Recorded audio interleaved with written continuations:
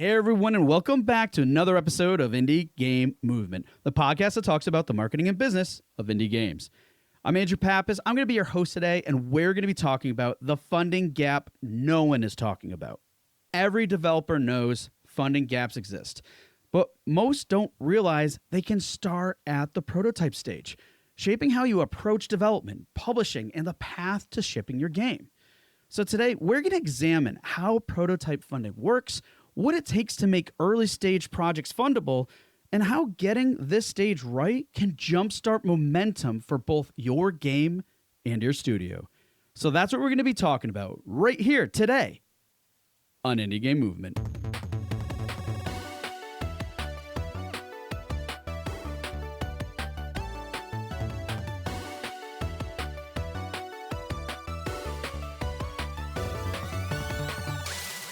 Hey everyone, and we're back. And today with us, I have Jared Yeager. Jared, how's it going? And thanks so much for being here, man. I'm doing well, my friend. Keeping busy. Really happy to be here and talking all things indie with you. Awesome. I'm excited to hear that, and I'm sure everyone listening today is as well. But first, folks, for those of you who aren't familiar with Jared, he is the head of developer relations at Oncade.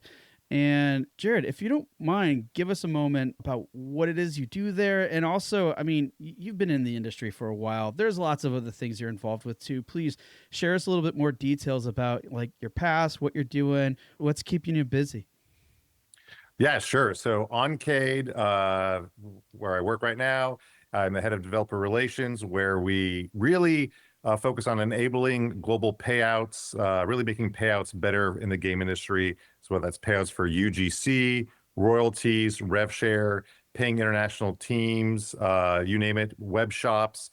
We really do it all and really trying to focus on making life better for developers, publishers out there, and for communities to earn alongside the devs and games that they love. Outside of that, I'm also an investor at Indie Fund. So we do a lot of finishing funds for indie games, consortium of successful indie devs that really want to help new teams bring their games to market without a publisher, or if they want to team up with a publisher, that's great as well. I'm also an advisor and consultant for multiple teams, a lot in the indie space, including fantastic publisher Akupara Games, going on advising them for 8 years strong now, advising game studios like Terra Lumen Games, Ludo Systems. I've also joined the advisory board for Women in Games International, which is a fantastic organization.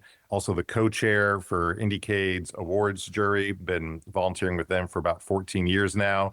Also the adjunct professor for interactive media and games at the University of Southern California, and a proud member of BAFTA and SAG-AFTRA. Some of the games I've worked on in the past that some of your listeners may know, was executive producer for quite a few games at 20th Century Studios under Walt Disney Games and Fox Next Games, including Avatar, Frontiers of Pandora, several different Alien games, including Fireteam Elite, Predator Hunting Grounds, Animation Throwdown, and even working on some games going all the way back to Skylanders, DJ Hero, a lot of different license titles, probably either worked on or helped ship in some capacity in production or publishing, funding, around roughly 70 titles now over about 23 plus years. So it's been a tremendous ride, honestly. And I feel very fortunate to be able to help a variety of different teams and help speak to your audience here today. Awesome. I really appreciate that quick dive into everything, your past and stuff, and so we can get to know you a little bit more. I mean, man, with all the stuff that you're involved with, even now, still, I'm curious. What do you do to unplug a little bit, to unwind, like when you have some free time? I mean, it's, again, I do love games, and so I love sharing that time with my family as well. So again, we, just like when I was growing up, still have family game nights. Right now, our two kids, we have been playing Cards Against Humanity Family Edition.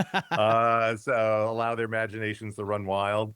I also absolutely adore pinball. When you think about just like gameplay feedback loops at their just, I don't know, just purest, right? Every action that you take in pinball gives you some level of player feedback. Even if you're hitting the wrong target, the game is giving you audio, visual feedback. Mm. It's nonstop endorphin rush. So I actually have my own pinball machine, Twilight Zone, back from the early 90s, my favorite growing up. And it was a gift from my wife to me. And it's fantastic to have in a house. Again, amazing replay value. I would highly recommend, if pinball is your thing down the road, looking to making that some sort of goal, pick up one for yourself down the road. It's really just like the gift that keeps on giving for just like friends and family coming over and playing together. Oh, yeah. Actually, just recently I went on a family trip, and in New Hampshire, you may have heard of it. There's a Fun Spot. It's Oh, yeah. yeah, and I was so bummed because I wanted to make it a point to. They have a whole pinball room, and I'm positive Twilight Zone was there. Yes. Absolutely, like that's. But I wanted to play some, but I prioritized like whatever my kids wanted to do. I did that instead, and I left without playing any pinball. But What were the games that your kids were gravitating to? The ticket system, because they still do it there, was this whole like, oh my god, there's this concept, and you play a game and it spits out tickets, right? And because most of that stuff's digital. They've been to some arcades like that too, where they get some type of reward like that, but it's on a card, and it takes away that kind of what you're talking about with pinball a little bit, but that feedback, right? It's like, oh, I got points, I see this number, but okay, and they just know it's there, right? But to actually get the tickets and feeling them in your hands, and then seeing other people walk around with just wads of like paper. It's that tangible interaction, right? Where you have that. The only place we get that now is at a CVS, where you just get like the longest coupon receipt in the world, and that's the closest we now have to that ticket system. Sadly, to that point, I would say also skee ball. That's my wife's game of choice. I think at some point you get a classic skee ball machine that gives out tickets just to like, I don't know, maybe let the kids play, and then they can turn in those tickets for things in the house or something. Maybe that would be something we would do down the road. But skee ball, other classic arcade action. Again, having that ball in your hand, rolling it, just like having that physical interaction, like absolutely love it. Yeah. So anyways, you totally remind me of that. And I was like, oh, I need to get some pinball in me soon, but we'll see. At any rate, thanks for sharing that. But here on the show, we also like to get to know our guests a little bit more, and how we do that is through the Q Box round, where we just have a couple of random questions here for you today. So the question I have to start is, are you ready for the Q Box round, Jared? I am ready for this Q Box round. Let's do it. Awesome. All right. First is here. What was your childhood favorite game? Okay, so this is cheating a little bit because this is actually a college game, but I want to share it because it really is what kicked off everything for me, really kind of going down the path of actually actively working in the game industry. So growing up, I loved games. I already spoke to, like board games, video games, got a Commodore 64 and an NES in 86, and really never looked back. But also grew up as a big film buff family, loved watching films together. And I would stage my He-Man action figures like it was some big battle scene in the backyard. And like I was setting up my shots to make movies. And then when I wasn't allowed to play video games, I was drawing out level layouts like Mario style. So those two parts of me were always competing. And I worked in the movie theater in high school.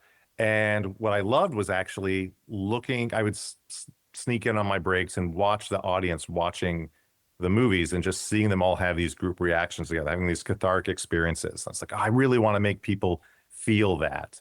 And the running theme here is really about making people feel things and experience goals in games, which I'll speak to more later. And so I did go to film school and theater school at USC, but I still absolutely loved games. I still wanted to figure out how I could maybe work and somehow interact in that space.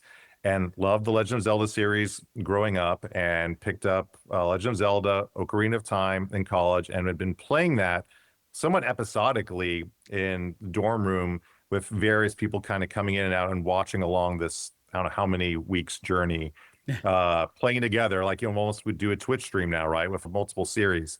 And the audience grew over time.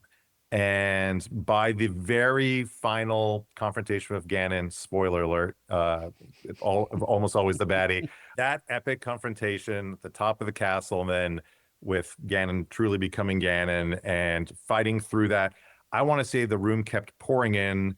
Again, memory's going to overinflate this, but I felt like there was 20 people squeezing in this dorm room trying to Oh, watch wow. this, and everyone shouting and screaming as this all played out. And then there are people getting emotional at the end, and like some people getting teary-eyed because the end of this long journey together was over, and just how well the game executed on everything. I saw like, okay, games can deliver like a cathartic experience, just like film, and it's interactive. I love playing, and I thought to myself, okay, this is where I think I need to be. And I actually snuck into my first D3. Statute of limitations is up on that one, but and started taking the early game design courses that USC had to offer before it became a major, and yeah, even though I was doing a lot of film internships and things like that, like I had to figure out how am I going to get into games for real. And I think that game was the linchpin for that. So that is why I go a little bit later in there. But yeah, that's always going to be an important one for me. I know a lot of people select that as one of their favorite games, but it really does hold a special place in my heart for that very reason. Awesome. Love the story. All right. Next is, what advice would you give to someone that's just starting out? Yes. So again, the theme of play here, strong with me on this. And similarly, I would say just like how a great writer also reads many books, I think a game developer should continue to sample as many games as they can and don't lose their love for enjoying the act of play. Mm. It may feel like you are not working, or maybe I'm slacking off or procrastinating, but you are learning from every game you play. If you are starting out in school, an internship, or collaborating with friends, remember that you are building your reputation every day. So that's something else that if you're starting off, you need to remember. So you need to show up and prove that you are reliable and can work well as part of a team. Students ask me, like, how am I going to start building my reputation? Like, you are doing that when you're working, collaborating right now. Are you showing up late to class? Are you not attending meetings with your partners here? They could all become future employers of yours or collaborators. They may hire you down the road. Yep. So it starts right now. I also think everyone should read the following books: A Playful Production Process by Richard Lemarchand, and Game Design Workshop by Tracy Fullerton. I also highly recommend dev teams or people starting out. Check out the website Publisher Pathfinder, created by Akupara Games' own COO, Alyssa Colgard. It has a comprehensive list of funding and publisher teams, plus resources all indie devs should be referencing for outreach, and it's incredibly 100% free. Awesome. Yeah. So lots of great stuff there. And yeah, so many great things to consider when you're starting out that, like you even called out to, that we might not even expect that matter now. And little things like being present, like maintaining your integrity, just little things like, hey, show up on time. It can go a long way in how you make that first impression and things like that. So love it. All 100%. right. Last but not least, and the staple here on the show is, what game are you playing now? So as someone who, again, reviews games for Indiecade with different submissions that are coming in, and also, again, does investment via Indie Fund, and always checking out games for some of the publishers and other people I help advise and look at, and also for games that we put Steam keys up for on oncade.gg, because we also do Steam key sales and mobile web shops for our Oncade and UGC platforms. I'm always checking out a lot of different game demos at various stages of development or pre-release games. So I'll start with that. So if for demos I'm playing right now, includes Whisk, which is, again, indeed backed by Indie Fund, but it's an amazing cooperative game experience. So you can check that out on Steam right now. Also, great demo on Steam right now, great indie game, Worming from Home, where you are playing as a worm operating a giant desk and traveling around that and actually working a finance job and pretending to be a human. So wacky, good fun there. Five Heads is another great demo of checking. I've been playing a really great cooperative multiplayer game, along with Grindset TV, which is just kind of almost like PS2 frantic polygon madness fever dream of a game, and I mean that in the kindest sense. So that game also one to watch. So those are all fantastic demos or games in stages of development worth checking out. For new games, it's been Below the Crown because I'm a big chess nerd. That recently came out, so I highly recommend checking that out on Steam. Again, family game night, still Cards Against Humanity Family Edition.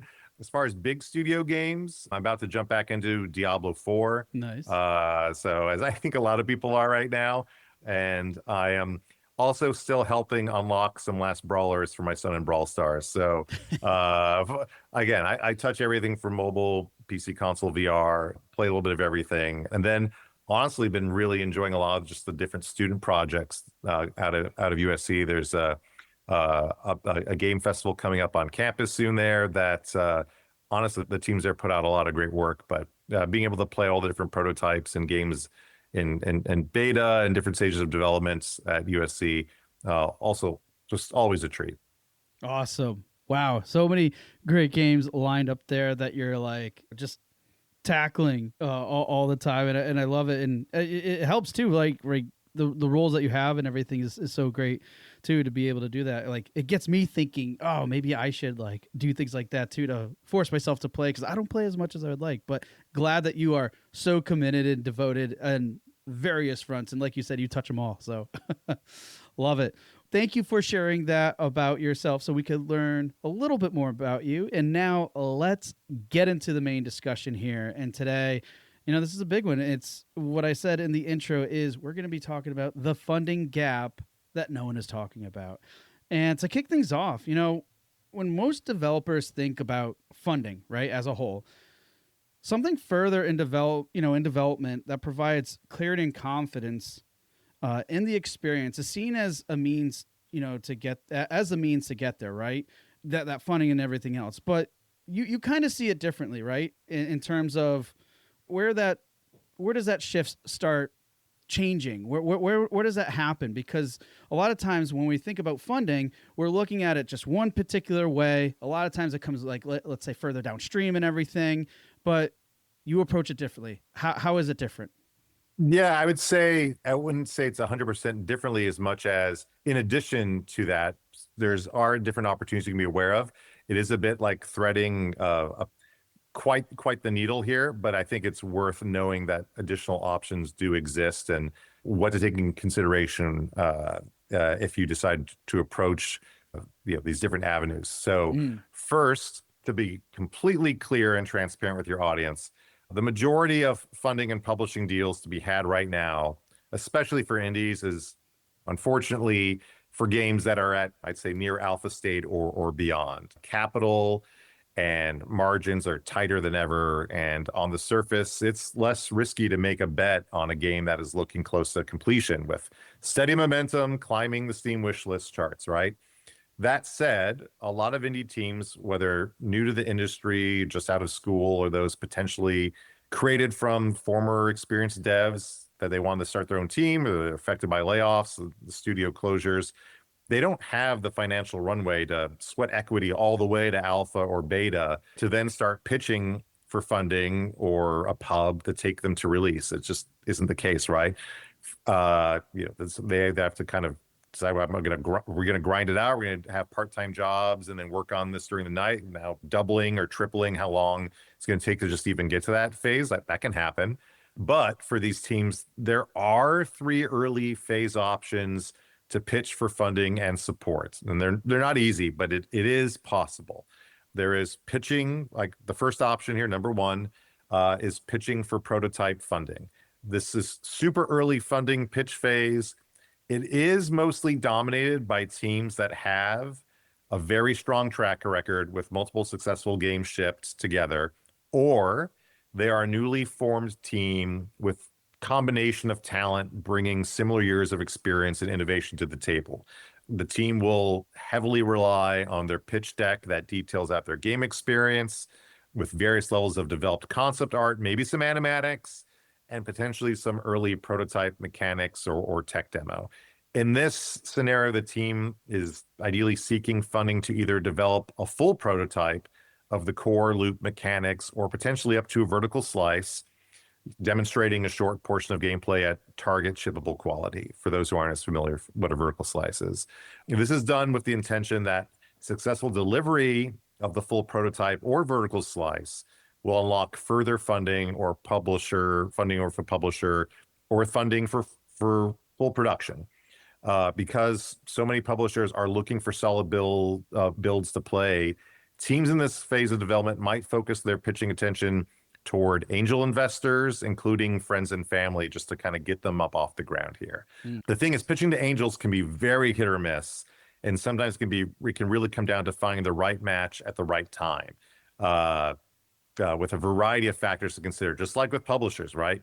Some teams have actually found decent success pitching to angel investors outside of games, as well as more traditional investors are looking to diversify their investments and are eager to learn more about the industry. You have to really kind of look under every stone to find them.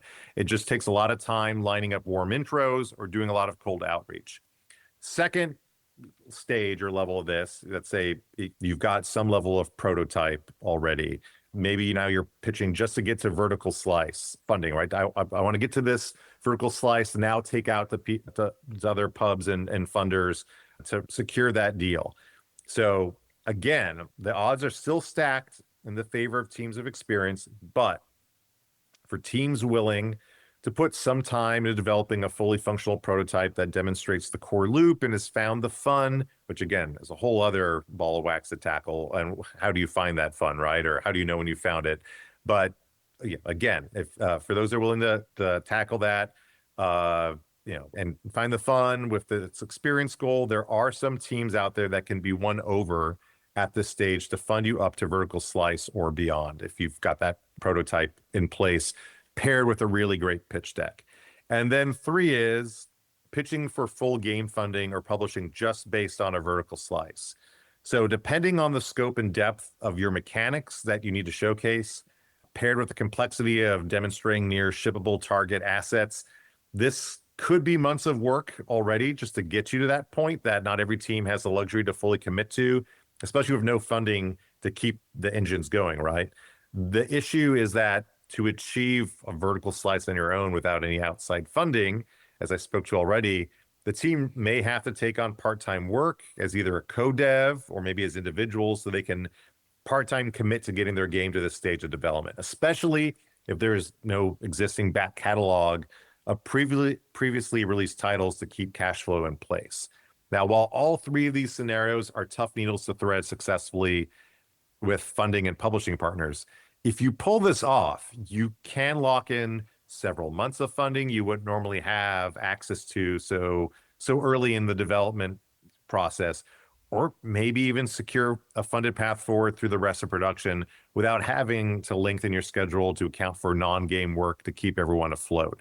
So again, there's a few different ways you can kind of just cut in and jump in early. It just depends really, like if you are a newly formed indie team, but you're industry vets and you have a lot of connections right in place, you know a lot of people where you can reach out to versus, are you just out of college? You may not have those. Maybe you do have to kind of sweat equity, work your way to something that's a little bit more established and then start making your own connections. So a few different options to play with there. It can be tough, but if you're persistent and you're really nailing what you're building, something unique and weird and wonderful, it is possible. But again, it is not easy. Yeah. And I absolutely love too that clarification there as well too, is saying like, hey, look, these are all possible, but with anything out there, I mean, nothing worth achieving is going to be easy, and nothing ever is easy. And even if it is simple, it can still be very hard, depending on what your goals are, what are your objectives and things like that. And I absolutely love too how you broke that down into like 3 core scenarios and such. Now, in terms of like really getting down to like the big impact, the key lever or whatever, what is it exactly, would you say, if there's just either one main thing that publishers and funding partners are actually looking for at, like, say, the prototype stage, beyond whether a game is fun or feels novel? Because we know that's always key, but what else is there that might be a main consideration for these partners? Yeah, and this can be sometimes hard for a team to convey. It may take practice in terms of putting your pitch materials together and really laying out what your team can do. But they are looking for, in my opinion, team competency and discipline and clear signs that the team is capable of shipping a complete experience. Some teams can really capture the fun and a lightning in a bottle core game loop, which is fantastic, but they just are unable to progressively build out a full experience or manage a full production schedule on time and budget to release. This could be for a multitude of reasons, right? So, including just being new to the industry, maybe they've taken on a project scope, team size they've never managed before, or maybe they don't follow some of the crucial production rituals to keep the production on track, which can lead to feature creep, bloat, disorganized prioritizations. For a pitch deck for early development funding, your team slide, this is one of the most important things. Your team slide is just as crucial as your game overview, core game loop, and key art, possibly more so. Funders and publishers want to know who is leading what for early development, what's their level of expertise, and if they have notable credits or awards. I know some people can be really humble. They don't want to toot their own horn, but you kind of really need to at this stage. Even if you're out of college, like, okay, whatever you're capable of, what engines can you work on? What have you pulled off in your portfolio or classwork or anything like that, right? Of course, they're going to pay special attention to the content plan and budget and timeline presented for funding to get a project from concept to prototype, or prototype the vertical slice, maybe potentially digging in on burn rates and the resource allocations that you're sharing to reach specific milestones between each of these stages. These potential partners are looking to establish these guardrails and checkpoints to pace their injections of cash into what you're building, to confirm they are protecting their investment just like they would when funding a full production schedule. So it's really about showcasing like your expertise about what your team can do and can you execute, because you might be able to make a really fun toy or demo, but can you show, okay, can this work really sustain a 2 to 3 hour, 4 hour, 5 hour game experience? And do you have a team that's reliable to build that out? Yeah, no, all really good points there. And one of the things you mentioned too that I think is interesting is you mentioned things like burn rate and use of resources and stuff. And in light of that, I'm also curious too, like where would you see that most teams or they more often overinvest too early in these things, right? And how does that make the project a bit harder to fund, especially down the line if they're over like compensate or doing too much? Yeah, I will flip this question on its head a little bit to start, but I will answer it. So I'm going to start with where teams I think don't invest enough early on, and that's rapid prototyping. So some teams may start building out a full game prototype from a preconceived design or a pitch with multiple moving pieces all coming up together. And once that is all put together, it can be hard to untangle part of that if one feature element was never truly proven out to work or support the game loop to begin with. Rapid prototyping, small pieces of gameplay and features, again, with no real game art, you don't have to really invest in that, allows teams to quickly play test, iterate, and throw out work and try another path, sometimes in the course of a single day. Teams shouldn't be afraid to rapidly fail on small tasks and iterate before moving on. Buffering your schedule for this critical phase, I think, is honestly really key. Now, where teams can overinvest is in the overall scope of building out a vertical slice. I've seen some teams plot out a full 30-minute experience for indie games, and it's extremely rare for a vertical slice, especially for an indie game, to require that much gameplay to convince a funder or publisher to support a project. I have someone who review games at Indie Fund. This is obviously for finishing funds and things like that down the road. Speaking from experience, a funder and publisher can sometimes know in 10 minutes if a game really has the juice for them. And honestly, a lot of them, they're seeing so many pitches in game demos all the time. I mean, look at maybe investors or publishers like walk from booth to booth or game to game at an IGF display or GDC. They don't have 30 minutes per each game to review. So you don't want to be a team that ends up going super shallow and wide on content to fulfill a preconceived time limit to impress how much work you did, when, in my opinion, it's better to be feature rich and nail a shorter experience at high quality level that's going to really capture someone's imagination. Same goes for art. You could really just nail a fantastic, beautiful corner. And for those who aren't familiar with a beautiful corner, sometimes it is like a corner or section of a game level or demo that just, is firing on all cylinders, shippable art quality. It's like, this is what the target rest of the game is going to look like, to kind of give you an idea like, okay, this is what the full experience is going to be. Nail that in your vertical slice or prototype, and then have gray box level layouts for a lot of the rest of the experience. And an experienced funder and publisher will completely understand that approach because you've demonstrated, okay, I can nail the rest of the game to look like this once I've got that funding in place. One last thing some teams invest in too early is multi-platform development and start thinking like, oh, I'm going to get like dev consoles. I got to figure out how I'm going to make this work on mobile at the same time as PC and this and that, and start trying to build on multiple platforms. Again, a lot of teams are smart enough not to do it, but I've seen it happen before. So I would say focus on your main target platform and delivering a strong experience on that first to impress a team, and then secure funding to port and build out after that. I really like those points too, and especially leading in with the first one is like, hey, really focus on that rapid prototype, and what you define by that is like really breaking those things down. It's like there's obviously that core mechanic, and then probably some other like quick features and stuff, and just boom, boom, boom, like just see what you can get out of it, and then start putting those things together instead of like. Because we think prototype, we're like, oh, well, what does it really need? And we start incorporating this part, and then that prototype can be probably a lot bigger than what it should be maybe in some cases. And then it could, if we're not careful, it can easily take over. That's right. Right? Taking too much there. And then the other thing I like too is like the amount of time that I think we all have this idea of how much time is really needed to properly convey the experience. And I'm sure there's certain nuanced situations where there might be a little bit more time than not. But the key thing here is what you called out. Look at who your audience is in this stage, especially what your objectives is. And if it's with like people who potential funders or whoever they may be, they have a limited set of time to kind of make these calls. And I love that you're like, hey, maybe 30 minutes, or in a lot of cases sounds like 30 minutes is not the case for like a vertical slice to really convey to these people. And I could see how we can easily maybe mix this up, because like when we're putting together demos, right, further down the stage, average play time or medium of 30 minutes is something we strive for, but let's not take that number out of context and where it is in the stream.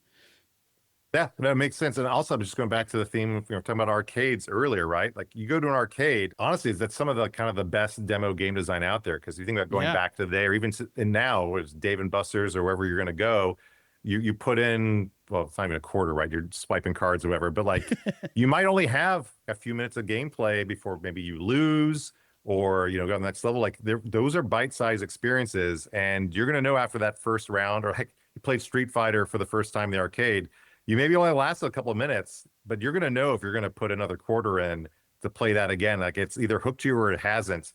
Then you're not going to give that. You're not going to put $5 in Turtles in Time to decide whether or not it's good. Like you're going to know from that first round of playing one of those games. So I honestly recommend devs still go out to arcades and play games and see like which ones actually hooked you right away and which ones, did you like, nah, I'm not going to put another 50 cents or whatever we're charging these days and the days of inflation to play another round of this. Because I think it really teaches you like how do you grab someone and actually get them to understand, pick up and play and engage someone.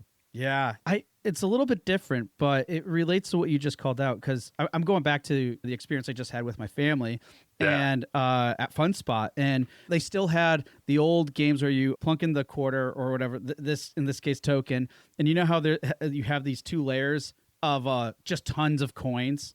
And it's just like, and the pusher. The pusher, right? And I remember it was the first time I think my son saw that, or either way, it seemed somewhat novel to him, and he's putting a few down. And then after like he did it a few times, he understood the concept and everything. He's like, okay, I'm done, right? It was quick and easy for him. But what was interesting is before we were getting ready to leave, he did go back to it. Mm-hmm. And then he started, but because it was like, so in that moment, maybe it was different, but then also like there was something else that he started like it was like playing with him in the back of his mind and thinking more about it. But still, I think it's an interesting concept. More importantly, what you called out with the arcade is like, hey, what made those like really grab you in that short amount of time? And even with things in pinball, right? You start thinking back, what is it? Is it the feedback? Is it like and really question, why did I feel the need, or what keeps pulling me back and stuff? And that can maybe start opening up a lot of other like questions you might have about your own project or something too, when you think at things that way. 100%. You made it pretty clear now, I think, that there are lots of things to consider, lots of areas that we can easily like overinvest our resources and time and things too. But at the heart of it, it really comes down to that production readiness and kind of that team structure too is really a key part. And I know that's, and you provide some insight to this too, but I know that like for some of us, it could be a little bit of a challenge if we don't have that. But like you said, I mean, there's lots of ways to go around doing what you can to support yourself and make yourself look, really presentable, whether you have that experience from AAA or not. So I think this is really cool point that you made out and stuff. But again, just to reiterate and remind anybody, like in those moments when we're really considering these things and knowing that this is a key evaluation point, right, for people to come forward with and talk about more. Anything else that we should consider on that, or? Yeah. Again, I think it is actually worth reiterating. And as I alluded before, it is just as important and will be a key point of due diligence by any funder publisher at this stage, to evaluate production readiness and what the team can do here. It's very much an investment in the team or your team as a developer and your abilities to execute on your vision. During this early phase of development, that's mostly what these partners have to go on. It's if you don't have a prototype already or a vertical slice, like if you're really coming out from a concept perspective, right? Or even if you have a prototype or a vertical slice, that's what they have to go on versus being able to get their hands on a more robust game experience, along with, what they would normally look at if maybe you're further along and already had a Steam page or you had a lot of open or closed betas so that, you could have player metrics to share or wish lists, to point out for engagement. So don't be surprised if they really dig in on who's responsible for what and your future staffing plan for building out your team with the funds you're seeking. They want to know your roadmap makes sense from a timeline and burn rate perspective. And you need to know that just as well as your GDD. And I would honestly, if you're starting off or you're a member of a lot of different indie game dev communities or dev communities in general, if you've got really good relationships with other teams that have seen success in the past, especially if they've pitched early on and in development got funding, ask them if they are willing to share some of their decks or presentations they've done in the past to see how they successfully conveyed their team readiness and capabilities. Because yes, I guess everyone's competing for their spots on storefronts and everything like that. But at least my experience with the indie community and the broader dev community is that we all want everyone to do well. I don't think anyone wants to put anyone out of business, and we're all trying to raise everyone up together. Again, it doesn't hurt to ask for help. And when it comes to looking at pitch materials or even getting feedback on your pitch materials from others, it's okay to be vulnerable and share what you need to learn. And I think this is an area where a lot of teams can really help each other out and learn from each other and from those who have been successful in the past. Yeah, and I think that's a good point too, because look, let's face it, we can be and will be in situations that we're at a disadvantage for whatever reason. So there's no reason why we can't do what we can to reach out to others, get assistance and help, especially what you were just calling out to. In terms of team, even if we're limited in teams, would you say, is there any value in things like, let's say, putting together something like an advisory board or something like that? Does that carry any weight? It does, because what some teams have done, and it's kind of some of the work that I've done too, is I've been fortunate enough to be connected to a lot of great people and resources, which is, I think, part of how I got brought in to become an advisor to different teams, is that if you bring in some industry veterans that have a good reputation, again, going back to having a good reputation, being reliable, and someone who maybe has good taste and judgment of people and character, and the ability for for people to execute. Building out an advisory board that's attached in your deck that appears to be bringing guidance, and it maybe is actually hopefully actively showing up to these meetings as well to demonstrate their presence. I think can help quite a bit. The thing that these dev teams have to be aware of, though, is that it isn't always altruistic work, and that there's usually some sort of deals or things that are being done with advisors. Some of them are either being compensated in some fashion. It could be they're going to have some equity in the team, or maybe there's going to be some rev share down the road, or some of them are being paid on a retainer. It just depends on how things are being structured. So a team has to be prepared for, okay, well, what are they maybe going to give up in exchange to have someone come on board to be an advisor? And to that, I say seek legal counsel and how you structure everything. And again, I'm not giving legal advice. The only advice I'm saying is get proper legal advice from someone who's licensed to do so. And then also think about, if you're going to start doing that and giving up a piece of the pie, and even when you start entering negotiations, and I'll speak to this a little bit more soon, but are you going to incorporate, are you going to become an LLC or C Corp, S Corp to protect yourselves, especially when it comes down to contract negotiations and how you're going to be structuring your company, because all sorts of things could happen, unfortunately, with lawsuits. And again, not with advisors per se, but again, release a game, there's something goes sour with a publisher, or something happens in the consumer space. You don't want to be personally indemnified, liable for anything. So that's also just something to take into consideration. But to your core question there, bringing on experienced advisors who can open doors for you, absolutely a way to move things along. And sometimes your angel investors could be people that can do that for you as well, especially because once you have an angel investor, they can be attached potentially to your deck and materials to show, hey, like, we have backing from a really notable person in the industry, or someone who knows their stuff.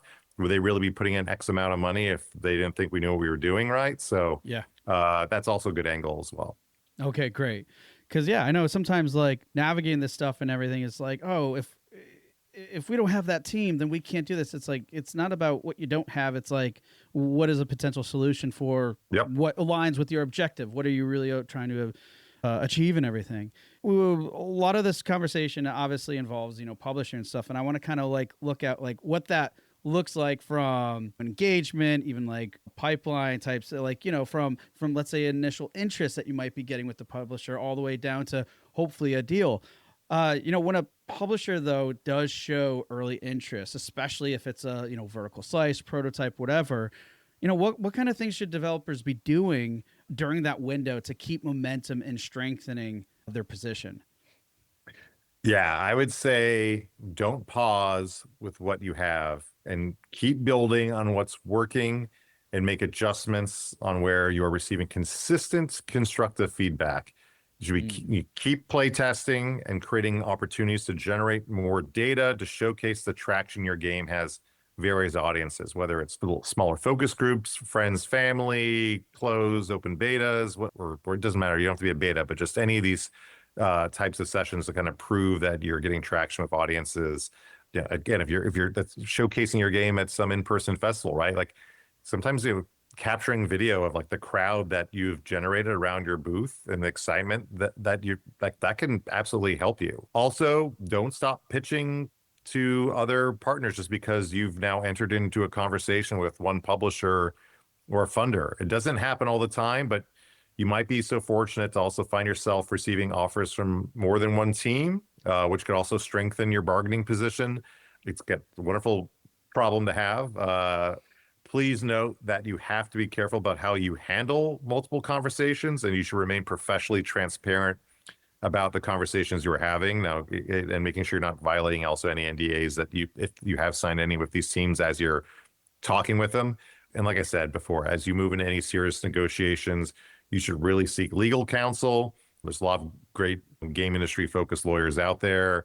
I know it's not cheap, but it could really save you a lot of expensive pain down the road. They can also advise you again on how to structure your team, incorporate to best protect everyone legally down the road. So yeah, I would say that all of those things are things to keep in mind, that keep that momentum going honestly, and taking the proper playtest feedback into consideration because all data is useful, but you have to decide what is actually useful for what you're building and what should be ignored because it doesn't really apply to the genre, or it's from someone who's playing your game that wouldn't be a fan of your genre or isn't your target audience to begin with. So you have to weigh that in, right? Yeah. Yeah. You can have a bunch of people failing at doing what they need to be doing in your game, but like you're making like some sort of tactical RPG and they never played one in their life. It's like maybe it's not the game's fault there, and it's like, okay, let's actually focus our play testers on people who actually love this genre. Now, if you're trying to open it up to people who've never played before, okay, well then are you making a more approachable tactical RPG that's a bit lighter or more hand-holdy getting in there, and you're trying to really open up that space, but then you might isolate the hardcore players there. Yep. So again, all the type of things you want to take into consideration. Yeah, and I think that's a good point too, because that also applies to like publishers as well too. Like maybe they see something that's of interest in your project, maybe trying to expand their portfolio a little bit, but then upon closer look, they're like, oh, okay, maybe it's not really quite for us than what we initially thought. And the other good point too, like you were saying, to keep that momentum and stuff. Yeah, that feedback, iterating upon that, keep building and thus building up that momentum is all really important stuff. But I'm curious too, like as people move along with that process and everything, where would you say that they sometimes, lose the room? Meaning like lose those those conversations they've been having or anything along those lines. Like what is that second part of that they could kind of lose that traction at the beginning with some of these conversations? Yeah, so I think what teams should be thinking about when they're evolving their prototype during early publisher conversations, and hopefully they don't lose the room, is going back to my previous answer. I think it does address part of this, and it's important to remember that all feedback is important, like I just said, but what's more important is how you interpret that feedback as to how you should apply it, or if you should apply it at all. Different partners, like you were saying, may give conflicting feedback, especially if they focus on supporting different genres of games. Like you nailed it. You can get caught in a costly cycle where you're trying to put in competing feedback from various parties, and what works for one team isn't going to work for another. Your game's experience goal and your target audience is your guiding light. So keep that in mind with the feedback you're receiving and see how to interpret that while staying true to what you want to make. It's a delicate balance, and you must be flexible to feedback from expert partners, improve your collaborative team, or you could lose the room. That said, you have to be prepared to showcase your knowledge of your game's genre and have data to show what you're doing is satisfying your target audience. Another thing to keep in mind is that you are not shipped with your prototype or game demo. Sometimes you have the ability to walk partners through your game build over a call or in person, but sometimes a team wants to review a build on their own without being upsold or held by the hand the whole time, with the game standing up on its own. It's really important that you have supporting build notes, FAQ, to help a team navigate your build and have enough built-in tutorial elements so someone can naturally pick up your game without you standing over their shoulder to tell them what to do. You might have an amazing game, but if a funder or publisher can't properly onboard and get into the fun within the first few minutes, all that deep gameplay you've built out will never be enjoyed. Yeah, really good point there too, because it's like, again, you don't want to put like all that into there to find out that, hey, what is this even amounting to? Because now it's just it's not doing anything proper in terms of the overall direction that you're looking to go and everything. Yeah. For a developer, let's say that's sitting on a prototype right now, what would you say is kind of the one thing they should be doing differently to build momentum? And let's say, especially if funding is a goal for them. Yeah, I think my previous answers do some of a lot of the elements to keep in mind, but the other big piece for building momentum, even without a public Steam page or publicly available demo, is to keep networking within the industry as cost effectively as possible, because I really want to focus on indies here. Join various game development boards and communities where teams can share their work at various stages of development. Be a generous contributor of feedback so others are willing to do so for you within the industry as well. Find local dev meetups, game jams, any local festivals that are easy to get to, volunteer to be jurors for game festivals like Indiecade. That's been invaluable for me. Where again, I've been exposed to, and I think other jurors get exposed to the latest and greatest weird and wonderful creations coming out of the indie scene, which can inspire their work. Some festivals like Indiecade and others can accept outstanding prototypes or vertical slice builds, so you can target those to help put a spotlight on your work. Think about your websites, your Discord or forum community you want to build, and start virtually bringing in players for closed testing and make them part of the process. Building a community early around your team and your game is going to help funders, investors also believe they have a chance to catch a wave of support and something special early before other teams catch on to what you're doing, which would then force them to potentially bid more for your game. Everyone loves to be able to like, oh, I caught this early before anyone else, and I got in, and because there's a variety of indie publishers and funders out there at various levels that know some of the bigger ones. They're going to be able to offer more money, but if they can be first and find that game and secure deal early on, being fast and nimble, that's how they're going to get ahead of them. So being able to demonstrate that early support, you can get that early. None of this, like I said, is easy work, but persistence and passionate teams, that they can prevail. I think as has been seen time and time again. Yeah, and I like that last one. And you're right; it is very, very hard to do what you're speaking of here, especially knowing. But I think that's an important thing to kind of understand and know, and consider how you can address it. But that is a true thing because you see, especially in Hollywood too, right?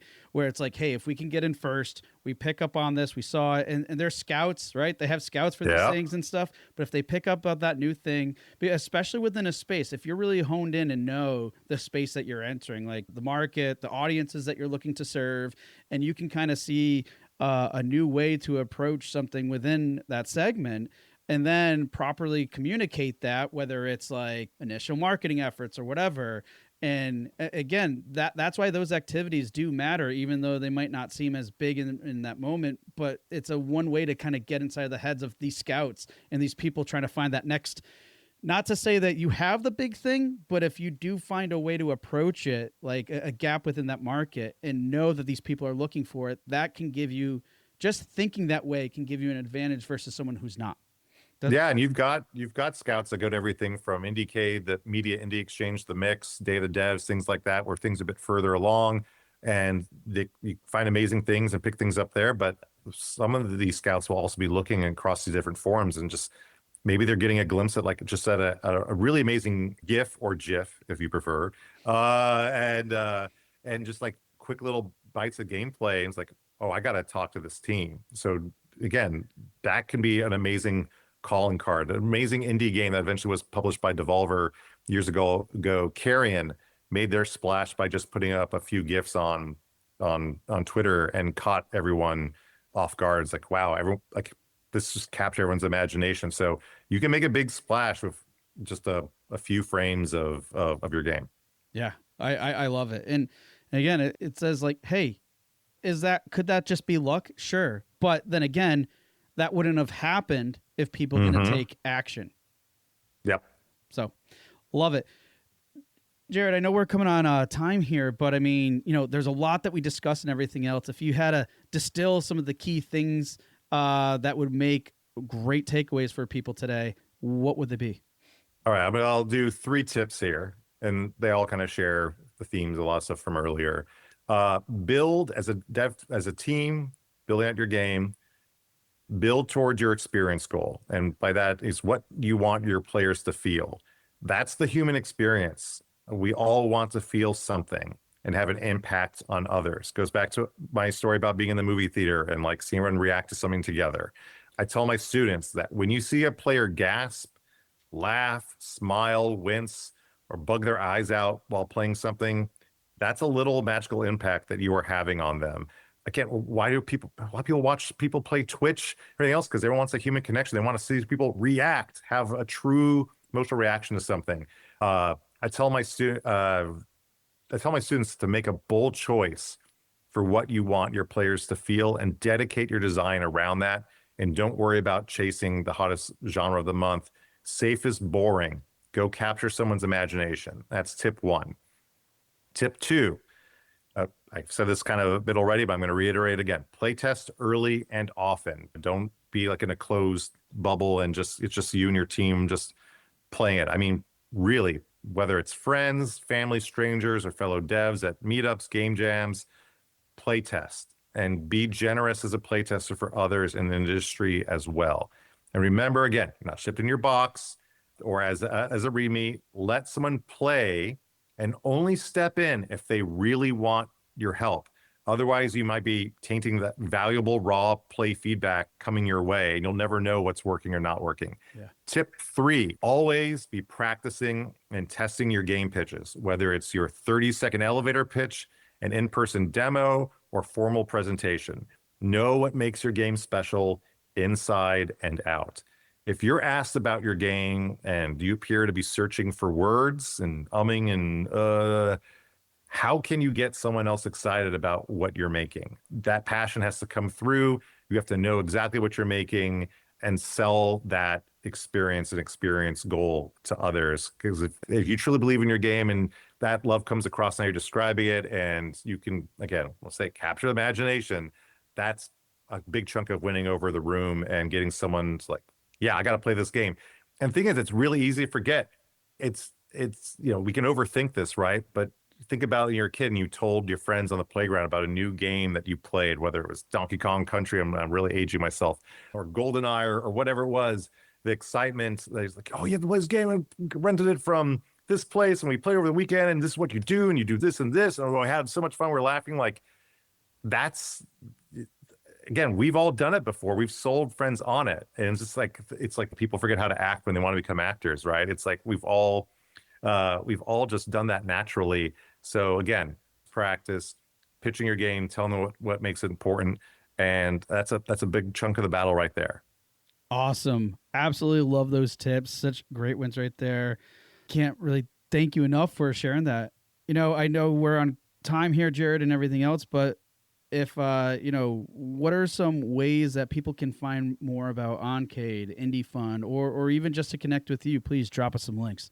Yes, I mean, there's a lot of links, and hopefully they can be linked out of the site here, or maybe the URLs when you post this. But so you could go to Oncade XYZ/platform, so you can learn more about how we do all of our integrations and implementations to support games for whether it's merchant of record or gaming payouts. Oncade.gg is also where you can go to buy Steam keys and other game items directly, and developers can save a lot on platform fees versus other platforms. You can go to indiefund.com so you can learn more about how we do funding for indie games. Go to Indiecade as well, Indiecade's official website. You can reach out to me for Oncade at Jared at oncade.xyz. You can reach out to me personally. I don't care. Go for it, which is just yeager.jared@gmail.com. And that's where I handle everything else that I do, whether it's advisement, consulting, support there as well. I have various social handles. You can hit me about LinkedIn as well. I mean, again, there's another tip. Be open to talk to everybody. Everyone's got a story. Everyone's got value. So I am happy to help and talk with everybody. So anyone who wants support or wants to learn more about the industry, wants to talk shop, yeah, I'm here to help. Awesome. Well, Jared, can't thank you enough, folks. And all those links will be in the show notes and everything else. If you're looking to find out more or connect with Jared, that is the way to do it. Jared, again, it's been great. Pleasure to have you on the show. Thanks again for making time for us today. Oh, my absolute pleasure. Happy to help. And I love that you're doing this for the community. So keep it up. Hey, everyone. Thank you for listening to another episode of Indie Game Movement. I'm Andrew Pappas, your host, and the show's producer is Mustafa Price.